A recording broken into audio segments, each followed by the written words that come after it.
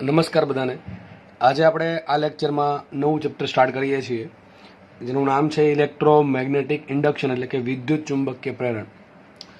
આની અગાઉના લેક્ચરમાં આપણે ચુંબકત્વના દ્રવ્ય એમાં આપણે જોયેલું કે ભાઈ કોઈ ગૂંચળું છે એમાંથી જ્યારે પ્રવાહ પસાર થાય ત્યારે ગૂંચળું પોતે પણ એક ચુંબકને જેવું કાર્ય કરે છે.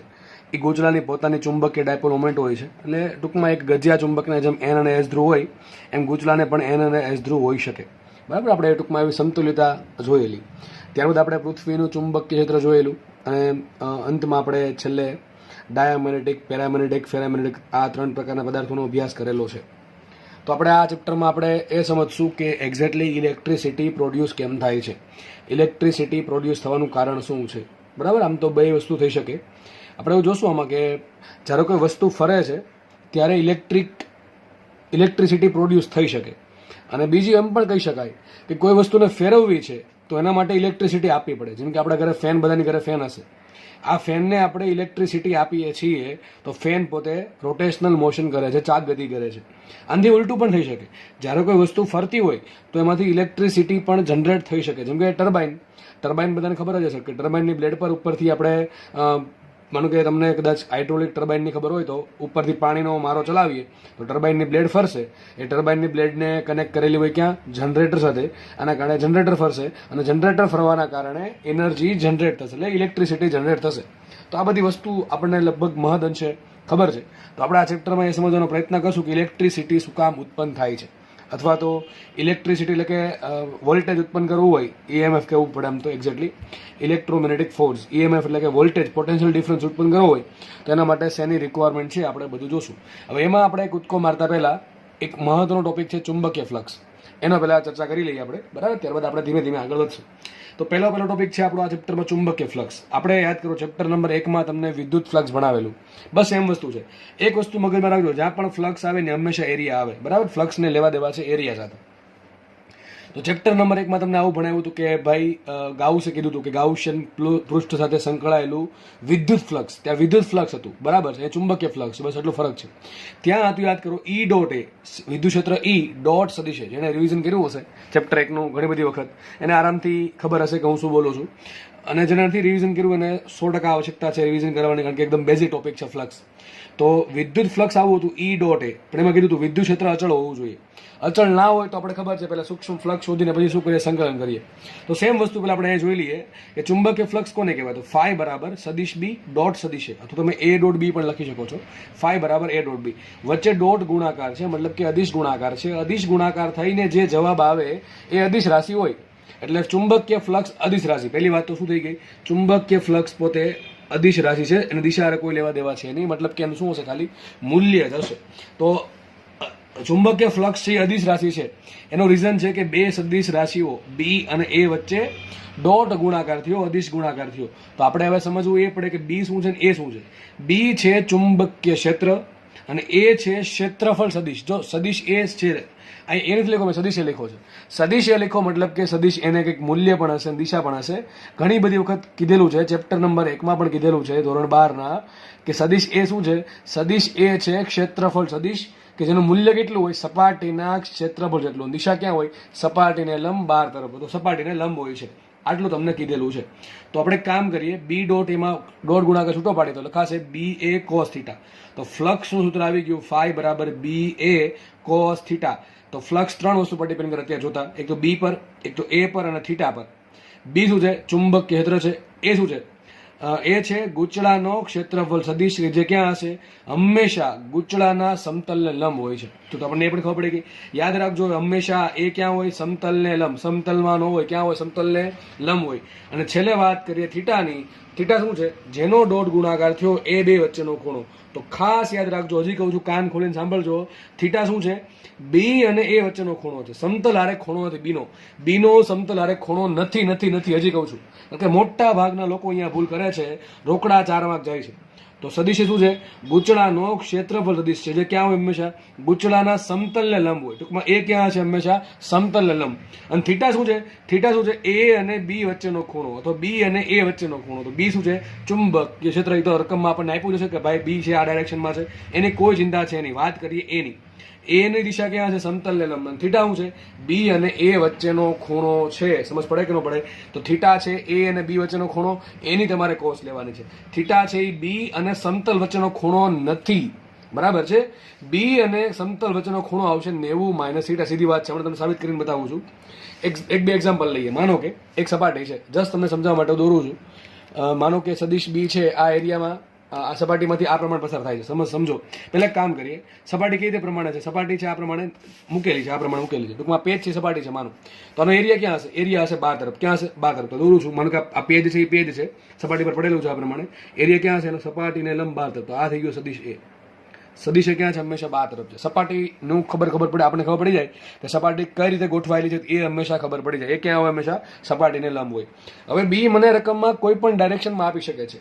મને રકમમાં બી કોઈ પણ દિશામાં આપી શકે છે. માનો કે મને બી એટલે કોઈ આ પ્રમાણે આપ્યું, બી આ પ્રમાણે આપ્યું કે ભાઈ આ સપાટી માટે બી નામ B1 આ પ્રમાણે છે. તો ફ્લક્સ કેટલું? સૂત્ર મૂકીએ આપણે, φ1 બરાબર. જો એરિયા તો ખબર પડે કે એરિયા ક્યાં છે? સપાટી લંબ બાર તરફ છે. ઓકે, ચલો. બી ક્યાં છે? બી તો ભાઈ ગમે તે આપી શકે. આમ આપી શકે, ઊભું આપી શકે, ત્રાસું આપી શકે, આ પ્રમાણે ત્રાસું આપી શકે. કોઈ પણ ડાયરેક્શનમાં બી આપી શકે. તો બી તો એ લોકોના હાથમાં છે. પણ એરિયા ક્યાં છે? હંમેશા એરિયા ક્યાં હોય? સપાટીને લંબ બાર તરફ હોય. તો સૂત્ર મૂકીએ, φ1 બરાબર શું આવશે? B1 સદિશ B1 ડોટ સદિશ A1. ચલો મૂકીએ કિંમત. તો B1 A1 cos theta. Theta શું છે વિચારો? B1 અને A1 વચ્ચેનો ખૂણો. B1 ક્યાં છે? ઉપર તરફ. A1 ક્યાં છે? સોરી A આવશે અહીંયા. એ ક્યાં છે? ઉપર તરફ. થીટા કેટલો આવશે? 0. થીટા આવશે 0. તો ફ્લક્સ કેટલો આવશે? φ1 બરાબર આવશે B1 into A into cos 0. cos 0 બનતું શું આવશે? B1 કેટલો આવશે? ફ્લક્સ B1 આવશે. પણ માનો કે આ જ સપાટી પર B2 આ પ્રમાણે છે. B2 આ પ્રમાણે છે. સમજો, જસ્ટ સમજવા માટે સમજી લો. B2 આ પ્રમાણે. વિચાર કરો કેટલો ફ્લક્સ આવશે? ફ્લક્સ આવશે 0. φ2 બરાબર સદિશ B2 ડોટ સદિશ A. ચલો થીટા કેટલો આવશે વિચારો? B2 A cos 90 ડિગ્રી ને cos 90 થાય 0 એટલે ફ્લક્સ 0. તો વિચારો ચુંબક ક્ષેત્ર ક્યાં છે? પહેલા ક્યાં લીધું? સદિશ એની દિશામાં લીધું B1. તો ફ્લક્સ આવ્યું કેટલું? મહત્તમ B1 ઇન્ટુ A. કેટલું આવ્યું? B1 into A. મહત્તમ ફ્લક્સ આવ્યું મેક્સિમમ ફ્લક્સ. બરાબર છે? એ જ સપાટી એમને એમ રાખી છે, મતલબ એ તો ઉપર જ રહેશે. મેં શું કર્યું? ચુંબકીય ક્ષેત્ર બદલાઈ નાખ્યું. ધારો કે ચુંબકીય ક્ષેત્ર આ પ્રમાણે છે. તો વિચાર કરો એ ઉપર છે અને B2 આ પ્રમાણે સમતલમાં છે. તો બે વચ્ચે ખૂણો કેટલો થઈ ગયો? 90 ડિગ્રી. તો ફ્લક્સ આવશે 0. બરાબર છે ને? ચલો ધારો કે આ પ્રમાણે દાખલો આપણને આપ્યો. સપાટી આ પ્રમાણે છે. સપાટી મારી હથેળી જુઓ આ પ્રમાણે છે. તો એરિયા ક્યાં આવશે? ધારો કે આ પ્રમાણે લઈ એરિયા હશે આ રીતે. સપાટીને લંબ બાર તરફ. તો ધારો કે આ થઈ ગયો એરિયા A. વિચારો હવે મને એમ વિચારીને કયો આ A છે, બરાબર છે? એ ક્યાં હંમેશા સમતલને લંબ હોય. ક્યાં હોય? હંમેશા સમતલને લંબ હશે.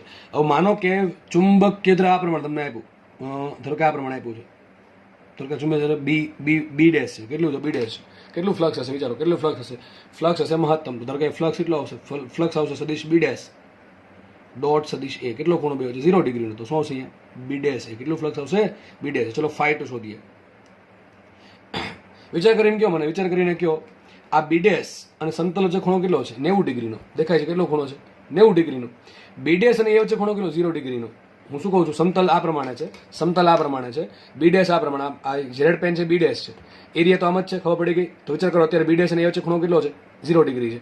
વિચાર કરીને કયો આ B ડેશ અને સમતલ વચ્ચે ખૂણો કેટલો? 90 ડિગ્રી. એટલે તો લખ્યું છે અહીંયા કે થીટા જો સદિશ A અને સદિશ B વચ્ચેનો ખૂણો હોય તો સદિશ B અને સમતલ વચ્ચેનો ખૂણો કેટલો હોય? 90 - થીટા. સીધી વાત છે, કારણ કે સદિશ A એટલે કે ક્ષેત્રફળ સદિશ અને સમતલ હંમેશા કેવા હોય? બીજાને લંબ હોય. એટલા માટે common sense.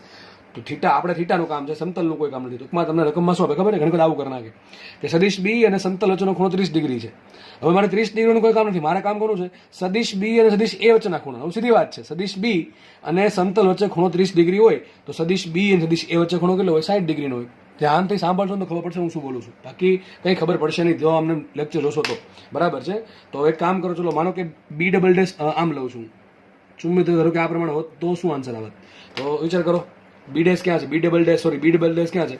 B double dash છે સમતલને સમાંતર. વિચાર કરો સમતલ આ પ્રમાણે છે, આ સમતલ છે, બરાબર? પૃષ્ઠ છે.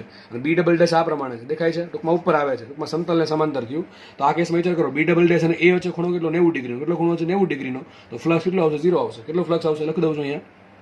B double dash into A into cos 90 બરાબર 0. 0 આવી ગયું. cos 90 થાય 0 એટલા માટે બધું ફ્લક્સ 0. સમજ પડી છે બધાને? હકીકતે ફ્લક્સ શું છે? ફ્લક્સ એ બતાવે, આ ફ્લક્સ છે ને ચુંબકીય ફ્લક્સ, એનો ફિઝિકલ મિનિંગ આવો થાય, ફિઝિકલ સિગ્નિફિકન્સ શું, એનો ભૌતિક અર્થ શું થાય? ફ્લક્સ સારું કેવા શું માંગે? ચુંબકીય ફ્લક્સ એટલું કહેવા માંગે કે કોઈ સપાટી છે, એ સપાટીમાંથી કેટલી માત્રામાં ચુંબકીય ક્ષેત્ર રેખાઓ પસાર થાય છે. જો ફ્લક્સ મોટું તો ચુંબકીય ક્ષેત્ર રેખા વધારે પસાર થાય, મતલબ થાય સપાટીમાંથી. અને ફ્લક્સ 0 છે, મતલબ કે કોઈ જ ચુંબકીય ક્ષેત્ર રેખા પસાર થતી નથી સપાટીમાંથી. સપાટી એટલી પાતળી છે કે એમાંથી કોઈ પણ પ્રકારની ચુંબકીય ક્ષેત્ર રેખા પસાર થતી નથી, જો ફ્લક્સ શૂન્ય હોય તો. બરાબર છે? તો બસ આ મિનિંગ છે ચુંબકીય ફ્લક્સનું. તો તમને આ જે ઉદાહરણ આપ્યા છે એનું આપવાનું કારણ એ છે કે તમને ખાસ આ ખબર પડે વોટ ઇઝ થીટા. થીટા શું લેવાનું છે? તમારે સદિશ બી અને સદિશ એ વચ્ચેનો ખૂણો લેવાનો છે. રકમમાં આપી હોય તો રકમમાં ખાસ વાંચવાનું થીટા કોની વચ્ચે આપ્યો છે. બી અને એ વચ્ચે આવી રીતે કોઈ વાંધો છે નહીં, પણ મોટા ભાગના કેસમાં તમને શું કરશે? તમને એમ કહેશે એક ગૂંચળાને સદિશ બી સાથે 30 ડિગ્રીના ખૂણે ગોઠવેલું છે. આ ગૂંચળું છે એનો બી યારે ખૂણો 30 ડિગ્રીનો છે, પણ મારે 30 ડિગ્રીનો ખૂણો થીટા છે કે નહીં ચેક કરવું છે. તો થીટા શું છે? બી અને એ વચ્ચેનો ખૂણો છે. તો બી અને ગૂંચળા વચ્ચેનો ખૂણો થીટા નથી, તો મારે શોધવું શું પડે? બી અને એ વચ્ચેનો ખૂણો. સીધી વાત છે, બી અને ગૂંચળા વચ્ચેનો ખૂણો 30 ડિગ્રી હોય તો બી અને એ વચ્ચેનો ખૂણો કેટલો હોય? 60 ડિગ્રી હોય. કારણ કે શું અહીં મૂક્યું છે, બરાબર ને? ઓકે, તો જરા પણ ચિંતા કર્યા વગર ટીક કરવાનું છે 60 ડિગ્રીના ખૂણાવાળું સ્ટેટમેન્ટ. જો સ્ટેટમેન્ટ આ પ્રમાણે હોય તો તમને રકમમાં ચોખ્ખું કહી દે કે બી અને એ વચ્ચેનો ખૂણો 30 ડિગ્રી છે, તો કોઈ ચિંતા જ નથી. પણ તમને આવું કે બી અને ગૂંચળા વચ્ચેનો ખૂણો 30 ડિગ્રી છે, અથવા આવું કે બી અને ગૂંચળાના સમતલ વચ્ચેનો ખૂણો 30 ડિગ્રી છે, તો મતલબ તમારે એ આરે ખૂણો બી નો થશે 60 ડિગ્રી. બરાબર છે? તો ખાસ રકમમાં વાંચવું, જોવું કે શું આપણને કહેવા માંગે. તો ફ્લક્સ તમને આછો પાતળો ખ્યાલ આવ્યો હશે. હજી કહું છું, ચુંબકીય ફ્લક્સ શું બતાવે? ચુંબકીય ફ્લક્સ બતાવે કે આપેલ સપાટીમાંથી સપાટીને લંબરૂપે કેટલી માત્રામાં ચુંબકીય ક્ષેત્ર રેખાઓ પસાર થાય છે, એવું કહે છે. બરાબર છે? ઓકે, તમે આવું ભણ્યા હતા લાસ્ટ ચેપ્ટરમાં કે બંધ ગાળા પરનું, શું બંધ પૃષ્ઠ, બંધ ગાળો ને બંધ પૃષ્ઠ પરનું ચુંબકીય ફ્લક્સ એટલું હોય? 0 હોય. કેટલું હોય? 0 હોય. યાદ હોવું જોઈએ તમને. ચુંબકીય ક્ષેત્ર રેખાની લાક્ષણિકતા છે. અહીં બંધ ગાળો નથી, બંધ પૃષ્ઠ નથી. બરાબર છે? બંધ પૃષ્ઠ એટલે આખો બંધ ભાગ. ઓકે, તો યાદ કરો ચેપ્ટર નંબર 1. આવું ચેપ્ટર 1 નંબર 1 માં ભણાવ્યું હતું. બંધ પૃષ્ઠ પરનું વિદ્યુત ફ્લક્સ કેટલું હોય? યાદ કરો, ગાઉસનો નિયમ, સમેશન ક્યુ બાય એપ્સિલોન 0. આ બધું તમને ભાઈ યાદ હોવું જોઈએ. તો જો અહીંયા ચુંબકીય ફ્લક્સ બંધ પૃષ્ઠ પરનું 0 થશે, પણ વિદ્યુત ફ્લક્સ બંધ પૃષ્ઠ પરનું 0 નથી. કેટલું થાય? Summation Q by epsilon 0. Summation Q પર ડિપેન્ડ કરે. સમેશન ક્યુ શું છે? એ બંધ પૃષ્ઠની અંદર કેટલો વિદ્યુતભાર ઘેરાય છે, બેઝિક સરવાળો. આ બધું વાંચજો, બરાબર? ગુજકેટ માટે આ વસ્તુ આઈએમપી છે. ઓકે, તો ખાસ તમને આવું એક માર્કમાં પૂછી નાખે કે ભાઈ, અથવા નીટમાં પણ પૂછી નાખે કે બંધ પૃષ્ઠ પરનું ચુંબકીય ફ્લક્સ કેટલું હોય? 0 હોય. બરાબર છે? ઓકે, ચલો તો આપણે આગળ વધીએ. તો તમને ફ્લક્સ શું છે ખબર પડવી જોઈએ. ખાસ યાદ રાખજો બી ડોટ એ. તમે લાસ્ટ ચેપ્ટરમાં તમને એકમ પણ આપેલો છે વેબર પણ કહી શકાય. તો શું થાય? Tesla metre square. શું થશે? Tesla metre square. આનું એમએલટી તમારે જાતે બનાવવાનું છે. MLT IMP. એમએલટી ચુંબકીય ફ્લક્સનું એમએલટી આઈએમપી છે. તો એમએલટી શું આવે જાતે વિચારજો. ઓકે, આપણે આગળ વધી આવે. તો આપણે હમણાં ચુંબકીય ફ્લક્સની ચર્ચા કરી હતી, પણ એમાં એક વસ્તુ બહુ મહત્વની છે કે એમાં જે બી હતું ને, બી ચુંબકીય ક્ષેત્ર, એ હતું નિયમિત. તો જ તમે વાપરી શકો φ બરાબર બી ડોટ એ. એક્ઝેક્ટલી સૂત્ર જન્મ ક્યાંથી દીધો? એ સૂત્રનો જન્મ ક્યાંથી થયો? તો અહીંથી થયો. માનો કે કોઈ વિસ્તાર છે, સપોઝ કે કોઈ વિસ્તાર છે, આ વિસ્તારમાં દરેક જગ્યાએ બી અલગ અલગ છે, તો મને આમાં ડાયરેક્ટલી ફ્લક્સ નહીં મળે, કારણ કે મારે ફ્લક્સ માટે શોધવું પડે બી ડોટ એ. બી શું લેવું? બી અહીંયા અલગ છે, અહીંયા અલગ છે, અહીંયા અલગ, દરેક જગ્યાએ અલગ અલગ છે. તો શું કરીએ? એક સૂક્ષ્મ ભાગ ધારીશ. દરેક એક સૂક્ષ્મ ભાગ ધારો. આ સૂક્ષ્મ ભાગનો સૂક્ષ્મ એરિયા છે ડીએ. ડીએ ક્યાં છે? સપાટી લંબા તરફ. અને ધારો કે આ ભાગમાં સદિશ બી છે, બી જેટલું. ઓકે, આ નાનકડો ભાગ છે. આ નાનકડા ભાગમાં ચુંબકીય ક્ષેત્ર છે સદિશ બી, અને એક નાનકડો એરિયા મેં ધારો ડીએ. ડીએ ક્યાં છે? સપાટીની લંબા તરફ. તો ધારો કે આ થઈ ગયો ડીએ. તો એક કામ કરીએ, આ બે વચ્ચે ખૂણો થીટા છે, તો એક આની વચ્ચે કેટલું ફ્લક્સ થાય? તો ડી5 બરાબર સૂક્ષ્મ ફ્લક્સ. ભાઈ એરિયા સૂક્ષ્મ છે તો ફ્લક્સ એ સૂક્ષ્મ હશે. તો સૂક્ષ્મ ફ્લક્સ શું આવશે? સૂક્ષ્મ ફ્લક્સ બરાબર એ નાનકડા ભાગ પર કેટલું બી છે ગુણ્યા એ ભાગનો એરિયા. તો બી ડોટ ડીએ શું મળે? સદિશ બી ડોટ સદિશ ડીએ. મને આ શું મળ્યું? એક નાનકડા ભાગનું સૂક્ષ્મ ફ્લક્સ મળ્યું. આ પ્રમાણે બીજો નાનકડો ભાગ ધારું, એનું ફ્લક્સ શોધું. અને ધારો કે ડી5 1 નામ આપું છું, પછી બીજા ભાગને નામ આપું ડી5 2, ત્રીજો ભાગ ધારો એને નામ આપું ડી5 3. આ પ્રમાણે સમગ્ર સપાટી, કન્ટિન્યુ સપાટી જે છે એમાં દરેક નાનકડા ભાગ પર સૂક્ષ્મ ફ્લક્સ શોધું, અને કન્ટિન્યુટીના કારણે શું કરું? સરવાળો કરું. તો બધું મને કુલ ફ્લક્સ કેટલું મળશે? તો કુલ ફ્લક્સ φ બરાબર સંકલન ડી5. તમને ખબર છે કે જ્યારે તમે કન્ટિન્યુ સરવાળો કરો, સૂક્ષ્મ વસ્તુઓનો, સૂક્ષ્મ રાશિઓનો કન્ટિન્યુઅસ સરવાળો સંકલનમાં પરિણમે, તો કુલ ફ્લક્સ કેટલો આવશે? φ બરાબર સંકલન ડી5. તો સૂત્ર બની ગયું φ બરાબર સંકલન B.DA. તો આ સૂત્ર છે બેઝિક, આ એકદમ મહત્વનું સૂત્ર છે, બરાબર છે. જો એ બંધ ગાળો ક્યાં આવ્યો નથી, યાદ રહેજો, બંધ પૃષ્ઠ નથી આવ્યું, સોરી, અહીંયા કઈ બંધ પૃષ્ઠ નથી આવ્યું. જો બંધ પૃષ્ઠ હશે તો આન્સર 0 જ આવશે, કારણ કે જેટલી ચુંબકીય ક્ષેત્ર રેખાઓ કોઈ બંધ પૃષ્ઠમાં દાખલ થાય એટલે બહાર નીકળતી હોય તો નેટ ચુંબકીય ક્ષેત્ર રેખાઓ 0 પસાર થાય એમ કહેવાય, બરાબર છે. પણ આપણે જે ચર્ચા કરશું એ બંધ ગાળાની કરશું, બંધ પૃષ્ઠની નહીં કરીએ, બરાબર છે. ઓકે, ચલો. બંધ પૃષ્ઠ 3D વસ્તુ થઈ ગયા કે ગોળા જેવી, બરાબર. ગોળો આખો બંધ પૃષ્ઠમાં કહેવાય. નાનકડી આ જે લાઈન છે આ બંધ ગાળો કહેવાય. બેમાં ફરક છે, બંધ ગાળામાં અને બંધ પૃષ્ઠમાં. અહીંયા આપણે બંધ ગાળાની વાત કરી. ટૂંકમાં ભાઈ આ પ્રમાણે સપાટી હતી અને આ સપાટી પર આપણે સૂક્ષ્મ ફ્લક્સ શોધી અને કુલ ફ્લક્સ આટલું મળશે, બરાબર. કેટલું ફ્લક્સ મળશે? phi બરાબર સંકલન B.DA. તો એ લખ્યું છે, આ સૂત્ર ક્યાંથી આવ્યું તમે સમજાવું તમને. તો આવું ક્યારે કરવાનું? જ્યારે અનિયમિત ચુંબકીય ક્ષેત્ર હોય તો ફ્લક્સ બરાબર આવશે સંકલન B.DA. એક કામ કરીએ, આ ડોટ ગુણાકાર છૂટો પડે તો શું આવશે? B.DA cos θ. તો થીટા શું છે? થીટા છે સદિશ B અને DA વચ્ચેનો ખૂણો. તો phi બરાબર આવશે સંકલન B.DA cos θ. હવે કન્ડિશન લઈએ. હવે જો કન્ડિશન આવી, કન્ડિશન શું આવી? જો B નિયમિત હોય તો, ટૂંકમાં B નિયમિત એટલે અચળ હોય તો, ટૂંકમાં સમગ્ર સપાટી માટે ચુંબકીય ક્ષેત્રનું મૂલ્ય અને દિશા બંને અચળ હોય તો જ હું સંકલનમાંથી B ને બહાર કાઢી શકું. તો B આવશે બહાર, B સંકલન DA cos θ. શું આવ્યું વિચારો? સંકલન DA મતલબ સંકલન DA મતલબ શું થાય? આ જે સૂક્ષ્મ ભાગ છે એ સૂક્ષ્મ ભાગનો સરવાળો તો શું થાય? કુલ ક્ષેત્રફળ. તો BA cos θ અને BA cos θ કહેવાય B.A. તો સૂત્ર જો આપણે જૂનું આવી ગયું, મેં તમને સ્ટાર્ટ કર્યું ચેપ્ટર, એ સૂત્ર પાછું આવી ગયું. તો આ ક્યારે વપરાય? ખાલી આ કન્ડિશન છે. નિયમિત મતલબ શું થાય હોવું જોઈએ? B નું મૂલ્ય અને દિશા બંને અચળ હોવી જોઈએ. મૂલ્ય અને દિશા બંને અચળ, દિશા બંને અચળ હોવા જોઈએ. દિશા બદલવી ના જોઈએ આખી સપાટી પર, અને મૂલ્ય પણ બદલવું ના જોઈએ. ટૂંકમાં અચળ હોય, દિશા અને મૂલ્ય અચળ હોય. ઇન શોર્ટ કેવું હોય કે સદિશ B છે એ સમગ્ર સપાટી માટે કેવું હોય? નિયમિત હોય અથવા અચળ હોય. તો જ તમે ફ્લક્સ બરાબર લખી શકો B.A. બાકી તમારે સૂત્ર વાપરવું પડે, ફ્લક્સ બરાબર સંકલન B.DA. ઓકે, આ લખ્યું છે બંધ પૃષ્ઠ પરનું ચુંબકીય ફ્લક્સ 0 થાય. આ આપણે લાસ્ટ ચેપ્ટરમાં ચર્ચા કરેલી છે, ચુંબકીય ક્ષેત્ર લેખાની લાક્ષણિકતાવાળા પાઠમાં, બરાબર છે. તો ફ્લક્સના કુલ 3 મુદ્દા તમને આપ્યા. એક કયું ફ્લક્સ કોઈ પણ માટે લાગુ પડે, નિયમિત હોય કે અનિયમિત હોય. નોર્મલી આપણે આનો યુઝ ક્યારે કરશું? B અનિયમિત હોય તો. પછી એક બીજું સૂત્ર, ફ્લક્સ phi બરાબર B.A. આ ક્યારે વપરાય? માત્ર ને માત્ર ચુંબકીય ક્ષેત્ર અચળ હોય તો જ તમે વાપરી શકો આ સૂત્ર, બાકી વાપરી શકો નહીં. અને ત્રીજું સૂત્ર કે બંધ પૃષ્ઠ હશે તો ચુંબકીય ફ્લક્સ એટલું હશે 0 હશે. એ બધી એ જ વસ્તુ લખી છે કે અનિયમિત ચુંબકીય ક્ષેત્ર માટે ફ્લક્સનું સૂત્ર શું હશે? સંકલન B.DA એટલે કે સંકલન B.DA cos θ. થીટા શું છે? B અને DA વચ્ચેનો ખૂણો. બીજું સૂત્ર છે નિયમિત ચુંબકીય ક્ષેત્ર માટે સૂત્ર શું છે? phi બરાબર BA cos θ તો સદિશ B.A. આ તમને આગળ ભણાવ્યું, આગળના પેજમાં ભણાવ્યું, યાદ છે, બરાબર છે.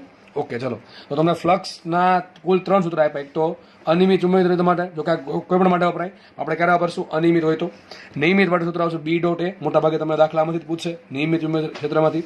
અને છેલ્લે આપ્યું બંધ પૃષ્ઠનું કુલ ફ્લક્સ કેટલું હોય? 0 હોય. મગજમાં રાખવું. ઓકે, જ્યાં આપણે ફ્લક્સ બોર્ડને કયું ફ્લક્સ સમજો તમારે? ચુંબકીય ફ્લક્સ. આ ચેપ્ટરમાં આપણે ડીલ કરશું ચુંબકીય ફ્લક્સ સાથે.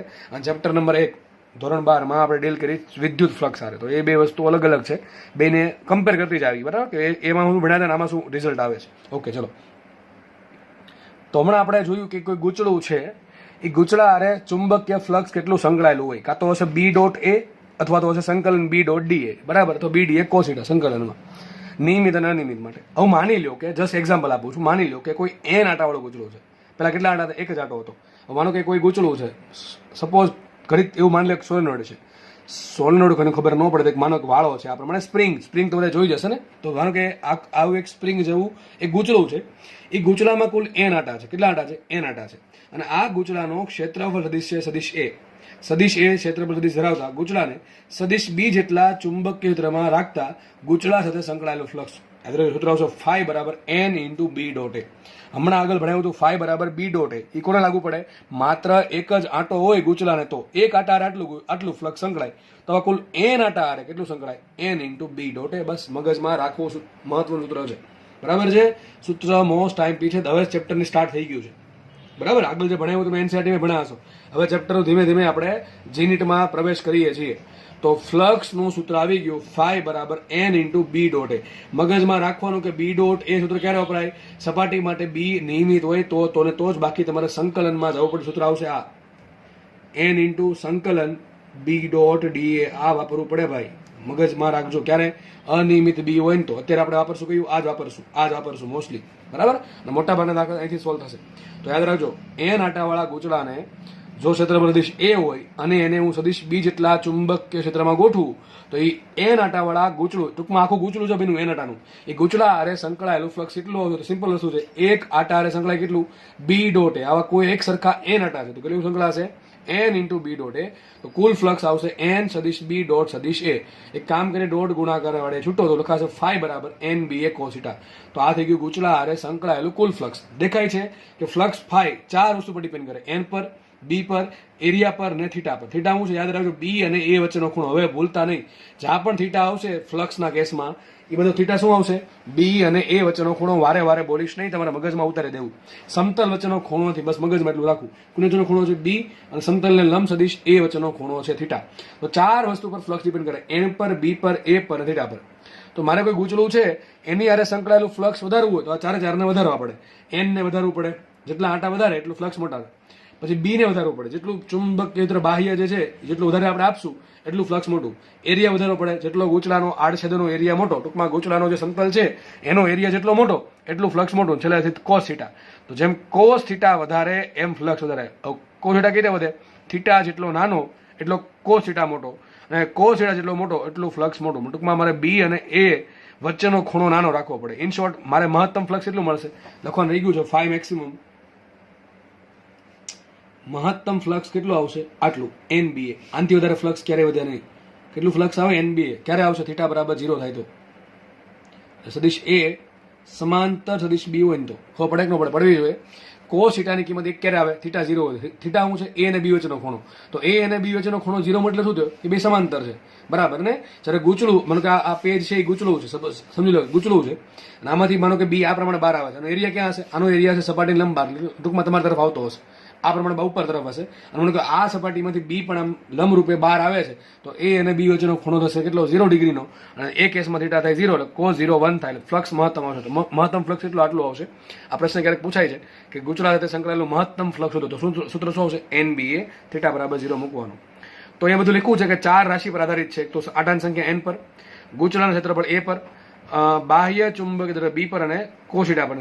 જે થીટા શું છે? એ અને બી વચ્ચેનો ખૂણો છે. હવે ફ્લક્સનું કોઈ કામ નથી, સમજો, ફ્લક્સનું કોઈ કામ નથી. આખા ચેપ્ટરમાં કામ છે ચુંબકીય ફ્લક્સના ફેરફારનું. કોનું કામ છે? ફ્લક્સના ફેરફારનું.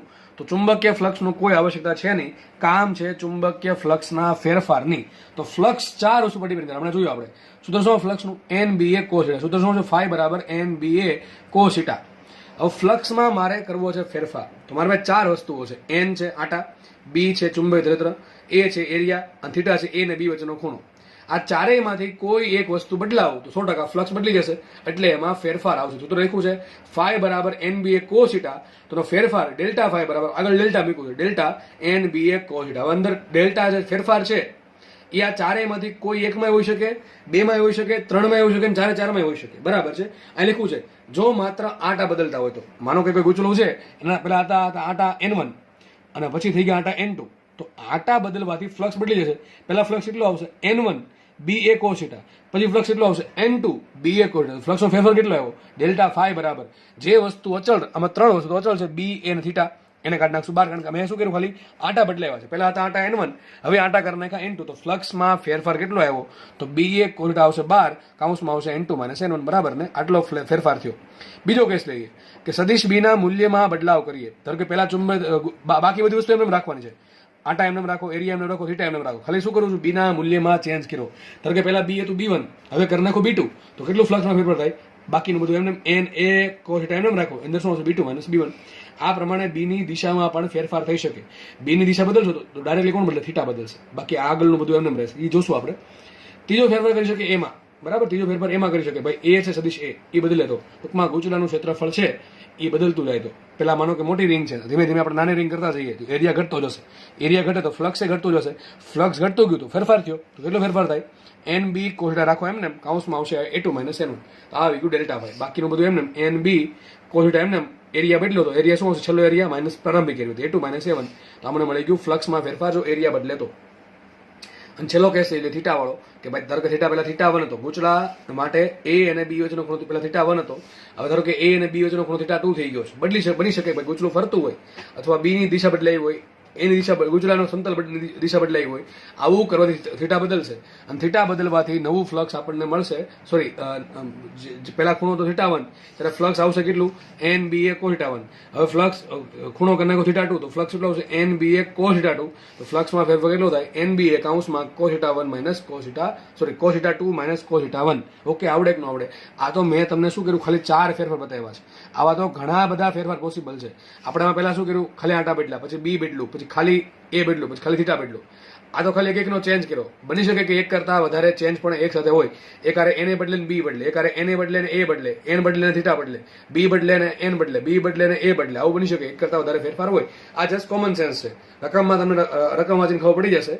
રકમમાં તમને કોઈ એકનો ફેરફાર મોટા ભાગે આપશે. દાખલા પણ આપણે ગણીશું કે ભાઈ આ પ્રમાણે દાખલા પૂછાય છે. બરાબર છે? તો બહુ ઇઝી ચેપ્ટર છે. ધ્યાન અહીંયા રાખશો તો અહીંયા સોલ્વ થઈ જશે ઓનલાઈનમાં જ. બરાબર? પછી જસ્ટ તમારે ખાલી એનું રિવિઝન કરવાનું રહેશે ચોપડામાંથી. ઓકે?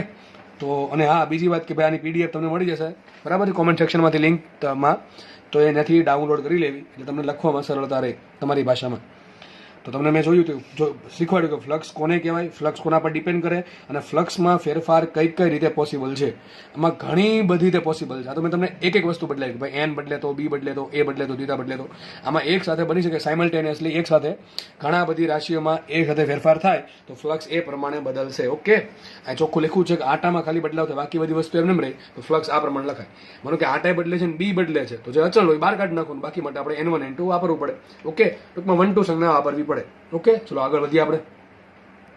પાંચમો ફેરફાર છે, પાંચમી રીત છે જે બહુ IMP છે અને વ્યવહારમાં યુઝ આ થાય છે કે ગૂંચળું નિયમિત કોણીય ઝડપ ઓમેગાથી ભ્રમણ કરતું હતું. મતલબ માનો કે આ ગૂંચળું છે, સપોઝ આ ગૂંચળું છે અને બી આ પ્રમાણે લાગુ પાડેલ છે. બી ક્યાં છે? સમતલને લંબ છે. બરાબર છે? એરિયા ક્યાં છે? સમતલને લંબ હશે. હવે આમાં કીધું શું છે? ગૂંચળું આખું ફરે જ છે, કન્ટિન્યુઅસલી ગૂંચળું ફરે છે આ પ્રમાણે. તો કે ગૂંચળું આમ ફરતું જાય છે, ટૂંકમાં ગૂંચળું આમ ફરે છે. બી તો ફિક્સ રહેવાનું છે, બી તો આમ જ રહેવાનું છે. ગૂંચળું ફરતું જાય, શું થાય? ગૂંચળાનો એરિયા બદલતો જાય. મને કે ગૂંચળું આ પ્રમાણે, એરિયા આ પ્રમાણે. ગૂંચળું આમ થયું, એરિયા આમ થયો. ગૂંચળું આમ થયું, એરિયા આમ થયો. ટૂંકમાં ગૂંચળા માટે ગૂંચળું ફરશે એટલે એરિયા સતત બદલા કરે. એટલે એરિયા એટલે શું થાય? સદિશ એની દિશા. એરિયા, ગૂંચળાનો એરિયા નહીં બદલે, ગૂંચળાના ક્ષેત્રફળ સદિશ એની દિશા સતત બદલા કરશે. એનાથી શું થાય? ગૂંચળાનો સદિશ એ, એરિયા એ અને લાગુ પાડેલ સદિશ બી, બે વચ્ચેનો ખૂણો થીટા સતત બદલા કરશે. વિચારો. ચલો હું એમ કહું છું, આ રેડ પેન છે ને બી બતાવે છે. આ ગૂંચળું ધારો કે આ પ્રમાણે છે, ગૂંચળું આ પ્રમાણે મૂક્યું છે અને એરિયા ક્યાં હશે? એરિયા હશે સપાટી લંબ આ તરફ. આ જે બ્લુ પેન છે ને, એ બ્લુ પેન શું છે? બ્લુ પેન છે ગૂંચળાનો એરિયા સદિશ, ક્ષેત્રફળ સદિશ એ. હવે બી તો ચલો હું ફિક્સ કરી દઉં છું. ચલો બી આ ફિક્સ છે. હવે અત્યારે ખૂણો કેટલો છે? બે વચ્ચે, બે ખૂણો 0 છે. બરાબર? ધારો કે ગૂંચળું ફેરવીએ તો બી તો એમ જ રહ્યું. બી ચલો બી તો એમ જ રહ્યું છે. બરાબર છે? બી તો એમ જ રહ્યું છે. બી તો સીધું જ છે. મેં શું કરું છું? ગૂંચળું ફરે છે એટલે ગૂંચળાનો એરિયા એ બદલે છે, એટલે સોરી, ગૂંચળાનો ક્ષેત્રફળ સદિશ એની દિશા સતત બદલે છે. બરાબર? બદલે કે નહીં? આમ થવાથી એ અને બી વચ્ચેનો ખૂણો થીટા બદલશે. અને આપણે જોયું હતું સૂત્ર હમણાં, ફ્લક્સ ફાઈ બરાબર સૂત્ર શું હતું? NBA cos theta. તો આમાં થીટા સતત બદલે છે, થીટા બદલશે તો કોસ થીટા બદલે અને કોસ થીટા બદલે તો ફ્લક્સ ફાઈ બદલતું જશે. તો આપણે આ જોયેલું છે. બરાબર? હમણાં જ આપણે જોયું. તો તમને શું કીધું આમાં પહેલામાં શું હતું? આગળનો ચોથો કેસ શું હતો? બતાવી દઈશું પાછો. ચોથો કેસ કંઈક આવો હતો. એમાં કે તમને એક ખૂણો આવ્યો θ1 અને નવો ખૂણો આવ્યો θ2. બરાબર? ટૂંકમાં ખાલી બે જ ખૂણા આપ્યા, 30 ને 60, 60 ને 30, 60 ને 45. આવા ખૂણા તમને આપી દેશે. પણ અહીંયા તો એમ કે છે રકમમાં કે ગૂંચળું કન્ટિન્યુઅસલી ફરે છે. ગૂંચળું કન્ટિન્યુઅસલી ફરે છે, ટૂંકમાં અસંખ્ય ખૂણા મળશે. તો સર આ કેસમાં કઈ રીતે શોધવાનું? કંઈ નહીં, આપણને ખબર છે કે જ્યારે ચાગતીમાં આપણે જોયું હતું કે ભાઈ આવું શીખવાડ્યું હતું કે ઓમેગા બરાબર delta theta by delta T. હવે જો ફેરફાર નિયમિત તો લખાશે ઓમેગા બરાબર θ2 મને θ1 છેદમાં T2 મને T1. એ બધી જમેલામાં નથી પડવું, કારણ કે ચાગતી તમે ઓલરેડી ભણી ચૂક્યા છો.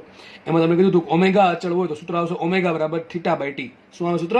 Theta by T. પણ આવું ક્યારે વપરાય? જ્યારે ખાલી ઓમેગા અચળ હોય ને તો જ, બાકી વાપરી શકો નહીં. બાકી તમારે વાપરવું પડે ઓમેગા બરાબર ડી થીટા બાય ડીટી. શું વાપરવું પડે? D theta by DT. Okay, અત્યારે જશે એવું માનો કે ઓમેગા અચળ છે, ટૂંકમાં નિયમિત કોણીય ઝડપથી ગૂંચળું ભ્રમણ કરતું હોય તો તમને ખબર છે કે ઓમેગા બરાબર શું લખાય? Theta by T. તો થીટા બરાબર શું લખાય? Omega T. તમે આ ઘણી બધી જગ્યાએ વાંચવું હશે, સમજો ભણશો અને યાદ પણ રાખવું હશે. પણ યાદ રાખજો, ક્યારે વપરાય? ખાલી ઓમેગા અચળ હોય તો જ વપરાય, બાકી વપરાય નહીં. તો સૂત્ર શું છે? થીટા બરાબર ઓમેગા ટી. એક કામ કરીએ, સૂત્ર જે છે NBA cos થીટા, થીટા બરાબર શું મૂકી દઈએ? Omega T. તો સૂત્ર નવું મળી ગયું મને. ફ્લક્સ ફાઈ બરાબર NBA cos થીટા ની જગ્યા આવશે ઓમેગા ટી. આ ક્યારે વાપરવાનું? જ્યારે રકમમાં તમને એમ કે ગૂંચળું છે એ આટલી ઓમેગા ઝડપથી ભ્રમણ કરે છે તો સમય જેમ બદલશે, વિચારો જેમ સમય બદલે, જો ઓમેગા તો અચળ છે પણ જેમ સમય બદલશે એમાં કોસની અંદરનું પદ બદલે એટલે કોસ બદલે ને કોસ બદલે એટલે ફ્લક્સ બદલશે. તો 5 રીત થઈ. જો કે ચોથી ને 5 મિનિટ સરખી છે. ચોથી રીતમાં શું હતું, તમને બે ખૂણા આપી દીધા કે ભાઈ θ1 ને θ2 તો સીધું મૂકી દેવાનું, ઓકે, કોસી થીટા જગ્યાએ. પણ કન્ટિન્યુઅસલી ગૂંચળું ભ્રમણ કરતું હોય. વિચાર કરો, ટર્બાઇનની બ્લેડ ફરે, આ ટર્બાઇનની બ્લેડ પર પાણીનો મારો ચલાવ્યો એટલે ટર્બાઇન ફેર્યું એટલે એની હારે કનેક્ટ કરેલો જનરેટરનો જે શાફ્ટ છે, જનરેટર ફરશે. જનરેટરની અંદર જે ગૂંચળું છે ગૂંચળું ફરશે, ગૂંચળું કન્ટિન્યુઅસ ફરશે, કારણ કે ટર્બાઇન ફરવાના કારણે કન્ટિન્યુઅસ રોટેશનલ મોશન મળશે. તો ગૂંચળું કન્ટિન્યુઅસ ફરશે અને ગૂંચળું કન્ટિન્યુઅસ ફરવાના કારણે ગૂંચળા સાથે સંકળાયેલું ફ્લક્સ કન્ટિન્યુઅસલી સમય હારે ચેન્જ થશે. જેમ સમય વધતો જશે એમ ફ્લક્સમાં ચેન્જીસ આવશે. ખબર પડે કે ન પડે? તો બહુ મહત્વની વાત અહીંયા ચાલે છે. ચલો હવે આપણે એ વિચારીએ કે સર આ ફ્લક્સનું કામ શું હતું, અથવા તમે જોયું હોય તો સર આ ફ્લક્સના ચેન્જીસનું કામ શું હતું. તો એ બહુ મહત્વની વાત છે. તો હવે એ સમજે કે સર આ ફ્લક્સથી ઇલેક્ટ્રિસિટી કેમ ઉત્પન્ન થાય. તો એ હવે આપણને કહેશે ફેરાડે ભાઈ. કોણ કહેશે? ફેરાડે ભાઈ. ફેરાડેનો ફિઝિક્સમાં બહુ મોટો ઘણો બધો ફાળો છે, ઘણી બધી જગ્યાએ એને રિઝલ્ટ આપેલા છે, બરાબર છે. એમાંથી એક રિઝલ્ટ આ છે કે ફેરાડેએ શું આપ્યું હતું? ઈએમએફ ઉત્પન્ન કરવા માટેની રીત. ઈએમએફ એટલે તમે જો સમજી લો કે ઇલેક્ટ્રિસિટી. તો ઇલેક્ટ્રિસિટી શું ક્યારે જનરેટ થાય? ફેરાડે એવું કીધું કે તમારે ઇલેક્ટ્રિસિટી જનરેટ કરવી હોય તો તમારે આવું કરવું પડશે. કેવું કરવું પડશે? આવું કીધું હતું એને કે બંધ ગૂંચળામાં ઉદ્ભવતું એટલે કે પ્રેરિત એટલે કે ઇન્ડક્ટેડ, બરાબર છે. બંધ ગૂંચળામાં ઉદ્ભવતું એટલે કે પ્રેરિત ઈએમએફ કેટલું હોય? ગૂંચળા સાથે સંકળાયેલા ચુંબકીય ફ્લક્સના ફેરફારના સમય દર જેટલું હોય છે. જો ચુંબકીય ફ્લક્સનું કોઈ કામ નથી, ચુંબકીય ફ્લક્સના ફેરફારનું કામ છે. જો ચુંબકીય ફ્લક્સનો ફેરફાર નથી તો પ્રેરિત ઈએમએફ નથી. એ જોશું આપણે હમણાં, બરાબર છે. ફેરાડે શું કીધું? ફેરાડે એમ કીધું કે તમારે કોઈ પણ ગૂંચળામાં વિદ્યુત ઉત્પન્ન કરવી છે, એટલે કે શું ઉત્પન્ન કરવું છે? ઇલેક્ટ્રિસિટી ઉત્પન્ન કરવી છે. એટલે સાદી ભાષામાં શું ઉત્પન્ન કરવું છે? ઈએમએફ ઉત્પન્ન કરવું છે. ઈએમએફ એટલે વોલ્ટેજ, જેને લોકોને ખબર ન પડે એમએફ માં સમજી લો વોલ્ટેજ. તો માનો કે કોઈ ગૂંચળામાં તમારે વોલ્ટેજ ઉત્પન્ન કરવું છે તો શું કરવું પડે? એટલે કે ફેરાડે એવું કીધું કે ગૂંચળામાં ઈએમએફ ઉત્પન્ન કરવા માટે તમારે શું કરવું પડે? ગૂંચળાના ચુંબકીય ફ્લક્સમાં ફેરફાર કરવો પડશે. અને ઈએમએફ ઉત્પન્ન કેટલું થાય? ખાલી એટલું કીધું ઉત્પન્ન કરવું જોઈએ, ફેરફાર કરવો જોઈએ.